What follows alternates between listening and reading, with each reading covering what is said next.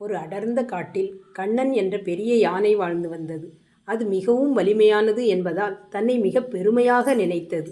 காட்டில் உள்ள சிறிய விலங்குகளெல்லாம் கண்ணனை பார்த்தால் பயப்படும். ஏனெனில் கண்ணன் யாரிடமும் அதிகமாக பேசாமல் அலட்சியமாக நடக்கும்.